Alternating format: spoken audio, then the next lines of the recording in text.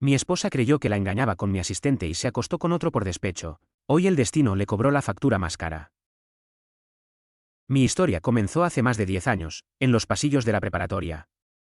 En aquel entonces, yo era un joven introvertido y ella era pura energía, una combinación que parecía equilibrar mi mundo.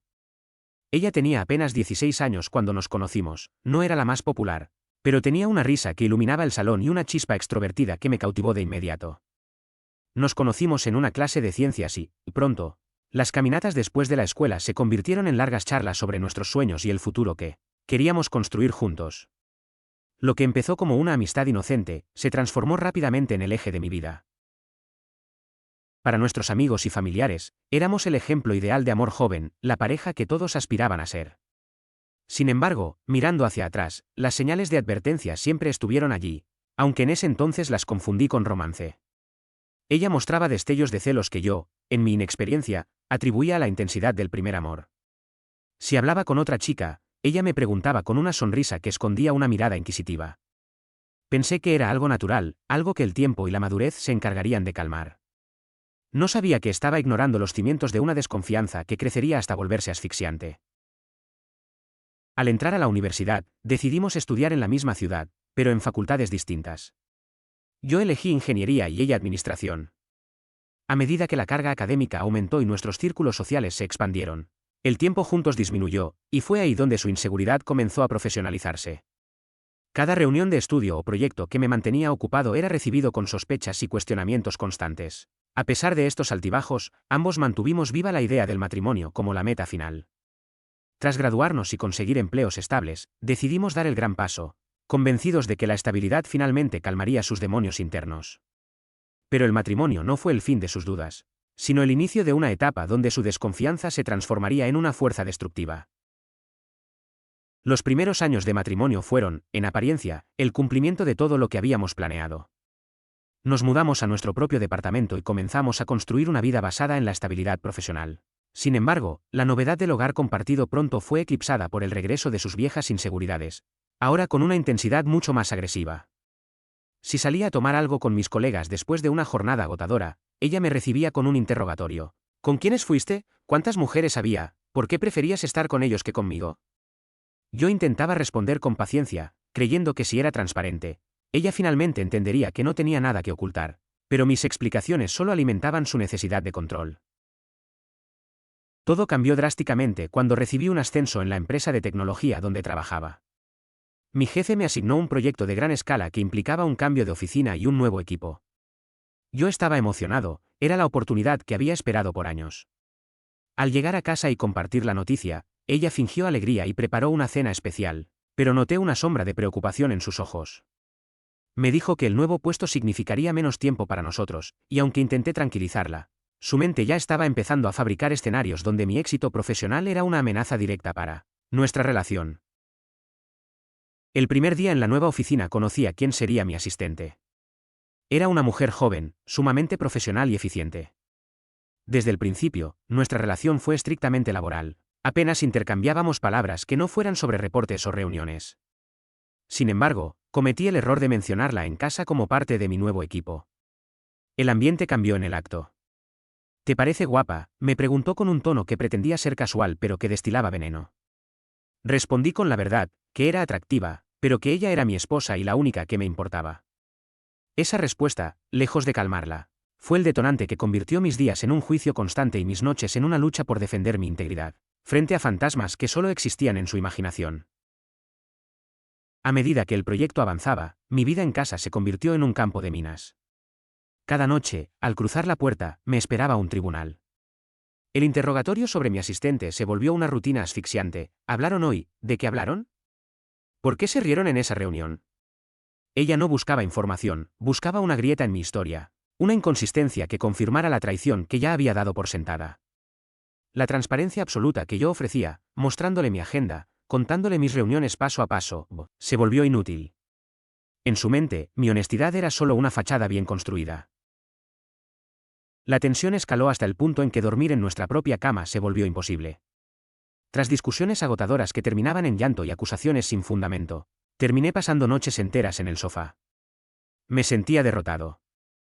Habíamos estado juntos desde los 16 años, y ahora, a los 29, me encontraba defendiendo mi lealtad ante la mujer que mejor debería conocerme.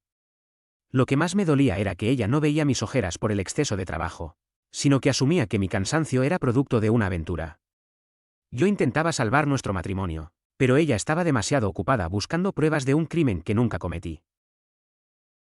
Un viernes por la noche, el destino me puso una trampa que ella no tardó en cerrar. Salí tarde de la oficina, y debido a un problema con el transporte público, mi asistente se ofreció a llevarme a casa. Sabía que era una mala idea, pero estaba exhausto y quería llegar pronto para evitar otra pelea por mi retraso. El trayecto fue corto y estrictamente profesional, hablando solo de tareas pendientes. Sin embargo, al bajarme del auto, vi su silueta en la ventana, observándonos desde la oscuridad del departamento. Entré sabiendo que acababa de entrar en una zona de guerra. Esa noche, el sofá fue el menor de mis problemas, lo que vi en sus ojos no fue dolor, sino la satisfacción retorcida de quien finalmente cree tener la prueba definitiva para hacer algo imperdonable. A partir de esa noche, el ambiente en el hogar cambió de una manera inquietante. Ya no había gritos ni interrogatorios policiales, en su lugar, se instaló un silencio glacial y una distancia que me helaba la sangre. Ella dejó de preguntarme por mi asistente, y de pronto, parecía ya no importarle a qué hora llegaba yo. Sin embargo, empecé a notar que ahora era ella quien llegaba tarde. Sus excusas eran cortas y carecían de detalles, estuve con amigas o el trabajo se complicó. Pero su lenguaje corporal la delataba, evitaba mi mirada y mantenía su teléfono siempre boca abajo, llevándoselo incluso al baño. Lo que yo no sabía en ese momento era que, bajo su retorcida lógica, ella ya me había condenado. En su mente, verme bajar del auto de mi asistente fue la autorización moral que necesitaba para ejecutar su plan de venganza. No era un error impulsivo, era una decisión calculada para nivelar una balanza que ella misma había inclinado con sus paranoias. El hombre que eligió para su represalia no era un extraño, sino aquel exnovio de su juventud del que tanto me había hablado en el pasado. Mientras yo me hundía en la depresión intentando entender su desapego, ella estaba entregándole a otro la intimidad que a mí me negaba por puro despecho. La sospecha se convirtió en una certeza física en mi estómago. Una noche, ella llegó casi a la medianoche con el cabello ligeramente desordenado y una expresión de cansancio que no era laboral. Intenté acercarme, preguntarle qué estaba pasando con nosotros, pero me apartó con una frialdad que nunca le había conocido. «Estoy cansada de tus dudas», me dijo, usando la proyección como escudo. Se encerró en la habitación, dejándome nuevamente en el sofá, dándome cuenta de que la mujer con la que había crecido se estaba transformando en una extraña que planeaba mi destrucción mientras dormía bajo mi mismo techo. La verdad explotó una mañana de sábado, de la manera más patética y descuidada posible. Ella se estaba bañando y dejó su teléfono sobre la encimera de la cocina. De repente, el aparato comenzó a vibrar con una insistencia que me puso en alerta. Eran llamadas perdidas de un número que no tenía nombre, pero que insistía como si se tratara de una emergencia. Mi primer pensamiento fue que algo malo le había pasado a su familia, pero cuando la pantalla se iluminó con un mensaje de texto, el mundo se detuvo. El mensaje decía: «No puedo esperar a que tu esposo se vaya mañana para que vuelvas a mi cama. Lo que hicimos anoche fue lo mejor». Sentí un vacío gélido en el pecho, una náusea que me obligó a sostenerme del borde de la mesa. En ese momento, ella salió del baño, envuelta en una toalla, y su rostro se transformó al ver que yo tenía el teléfono en la mano. No hubo una mirada de arrepentimiento, ni un intento de disculpa. En lugar de eso, su primera reacción fue el ataque. Me gritó, me llamó invasor de su privacidad, y con un cinismo que me dejó paralizado, soltó su justificación. «Lo hice porque tú lo estabas haciendo primero. Sé lo que tienes con esa mujer en la oficina». Era el colmo de la manipulación, estaba usando su propia paranoia para lavar su culpa. Fue entonces cuando comprendí que su desconfianza nunca fue una enfermedad, sino su excusa perfecta. Necesitaba convertirme en un monstruo para no sentirse como una traidora por lo que acababa de hacer. No grité, no hubo súplicas. En un silencio absoluto, caminé hacia mi computadora. Busqué la foto del escritorio de mi asistente que ella misma me había enviado una vez para presumir su oficina, y se la puse frente a los ojos. En la imagen, mi asistente posaba sonriente con su esposo y sus 2 hijos pequeños. «Nunca pasó nada», le dije. Vi cómo su expresión cambiaba del odio al terror puro. En ese segundo, comprendió que había destruido 10 años de vida por una mentira que ella misma inventó. El silencio que siguió a mi revelación fue absoluto.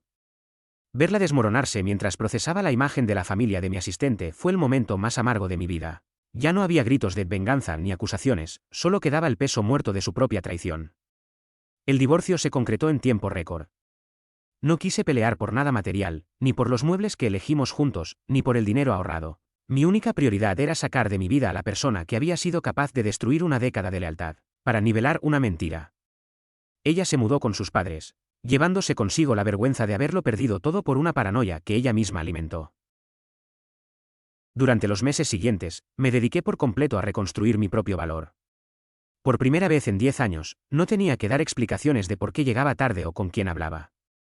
La oficina, que antes era un campo de batalla de sospechas, se convirtió en mi santuario de paz. Mi asistente continuó siendo la profesional brillante de siempre, ajena al caos que su simple existencia había provocado en la mente de una mujer inestable. Logré el éxito en el proyecto y mi carrera despegó, demostrándome que el problema nunca fue mi falta de tiempo, sino la incapacidad de ella para confiar en el hombre que le dio todo.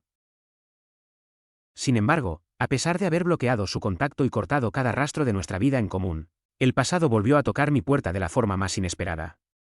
Me enteré, a través de conocidos mutuos, que ella no estaba disfrutando de su nueva vida. Al parecer, el hombre por el que me dejó, aquel exnovio de la juventud, desapareció tan pronto como el drama se volvió realidad. Ella se quedó sola, enfrentando el juicio de su propia familia y el peso de su conciencia. Yo estaba sanando, pero ella estaba atrapada en el eco de sus propias decisiones, dándose cuenta demasiado tarde de que el enemigo nunca fui yo, sino sus propios demonios internos. Habían pasado meses desde que firmamos los papeles. Mi vida finalmente tenía un ritmo propio, lejos de la vigilancia constante y el peso de las sospechas. Había bloqueado su número y cualquier vía de contacto, decidido a que nuestro capítulo de 10 años quedara sellado para siempre. Sin embargo, una tarde de martes, al salir de la oficina, noté varias llamadas perdidas de un número desconocido. No les di importancia hasta que llegó un mensaje de texto: por favor, no me bloquees. Necesito decirte algo que me está matando. Es sobre lo que pasó. Borré el mensaje de inmediato. No había nada que ella pudiera decir que cambiara el hecho de que me había traicionado por una mentira. Pero ella no se rindió. Al llegar a mi edificio, la vi. Estaba sentada en los escalones de la entrada, con los hombros caídos y una expresión que no tenía rastro de la soberbia con la que me gritó meses atrás. Al verme, se puso de pie rápidamente, como si hubiera estado esperando ese momento durante horas. Mi primer impulso fue dar media vuelta y marcharme, pero algo en su mirada, una mezcla de derrota absoluta y vergüenza, me hizo detenerme a unos metros de distancia. No deberías estar aquí, le dije con una frialdad. Ella no intentó acercarse.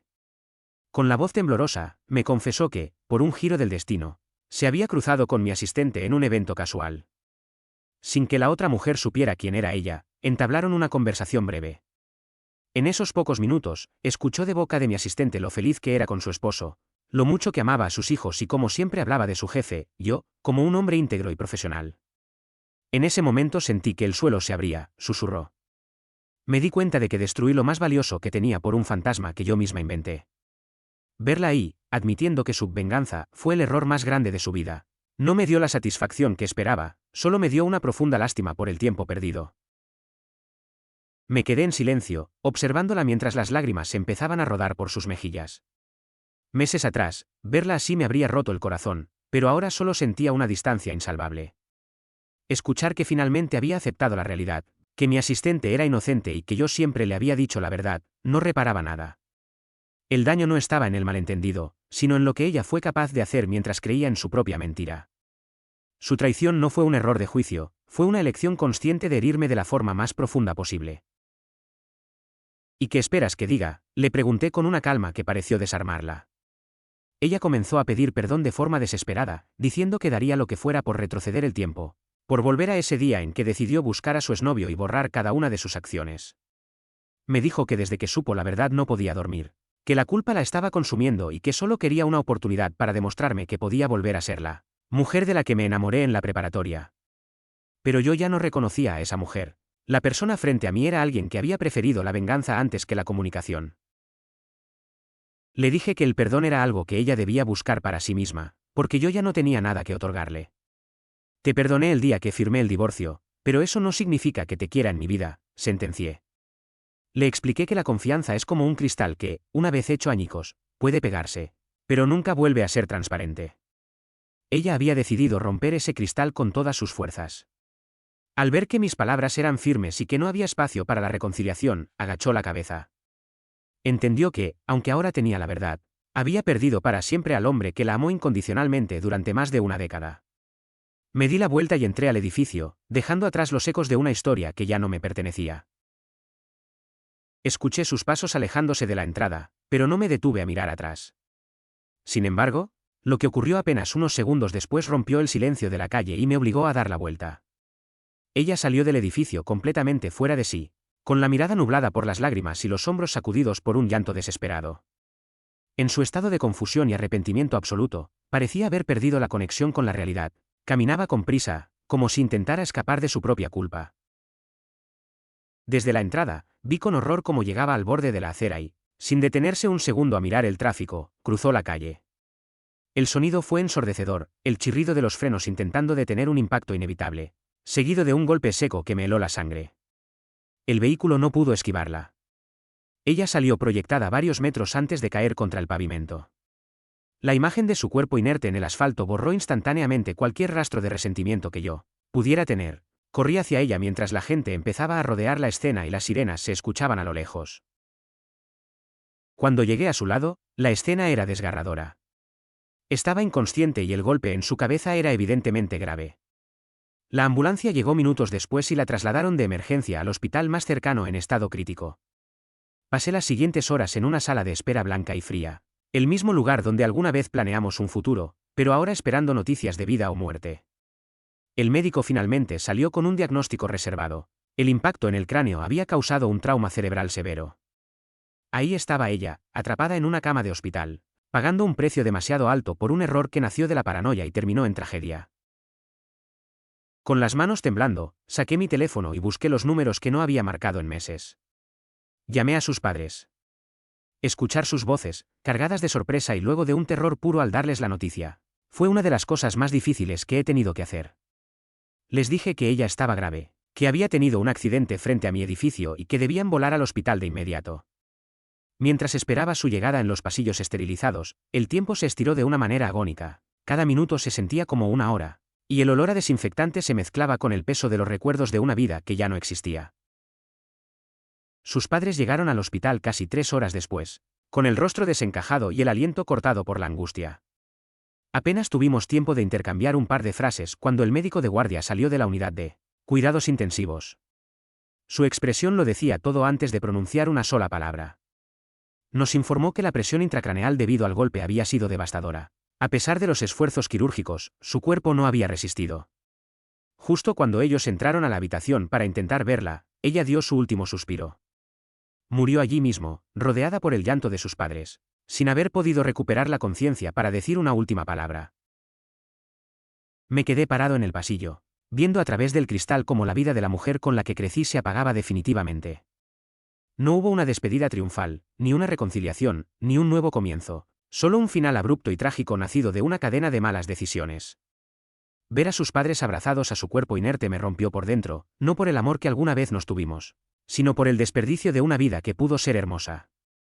Salí del hospital en medio de la madrugada, caminando bajo la lluvia, sabiendo que el capítulo de nuestra historia se había cerrado para siempre, dejando tras de sí un vacío que ninguna explicación o arrepentimiento podría llenar jamás.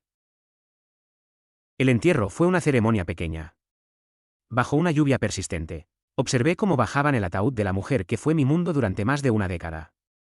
Sus padres apenas podían sostenerme la mirada. En sus ojos había una mezcla de dolor infinito y la amarga consciencia de que su hija había muerto persiguiendo un perdón que llegó demasiado tarde. Yo me mantuve al fondo, como un espectador de una tragedia que ya no me pertenecía, sintiendo que con cada palada de tierra se enterraba también una parte de mi juventud que nunca volvería a recuperar. Sin embargo, el destino aún tenía una última cuenta que cobrar. Mientras me alejaba del cementerio, me enteré de lo que había sido del tipo con el que ella decidió vengarse. La vida no fue amable con él tras el escándalo. Su reputación de oportunista terminó por alcanzarlo, perdió su empleo tras verse involucrado en manejos turbios y se quedó solo, rechazado por el mismo círculo social que alguna vez lo celebró. Me contaron que ahora vive sumido en una decadencia absoluta, cargando con la culpa indirecta de haber sido el instrumento de una tragedia que terminó en muerte. Su victoria de una noche se transformó en una condena de por vida, siendo recordado solo como el hombre que ayudó a destruir una familia a cambio de nada. Al final, no hubo ganadores. El vacío en mi pecho seguía ahí, pero ahora estaba acompañado de una claridad absoluta. Me subí a mi auto y conduje lejos de aquel lugar, dejando atrás el eco de los llantos y la sombra de la traición. Por primera vez en mucho tiempo, no había paranoias, no había mentiras y no había cuentas que saldar. El precio de la verdad fue devastador, pero el ciclo finalmente se había cerrado.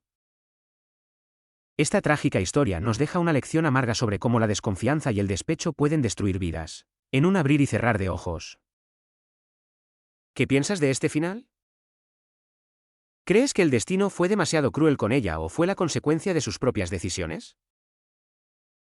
¿Consideras que el protagonista hizo lo correcto al mantener su postura firme hasta el último momento? ¿Qué aprendizaje te deja esta historia sobre la comunicación en pareja? Deja tu comentario abajo y comparte tu opinión sobre este impactante desenlace.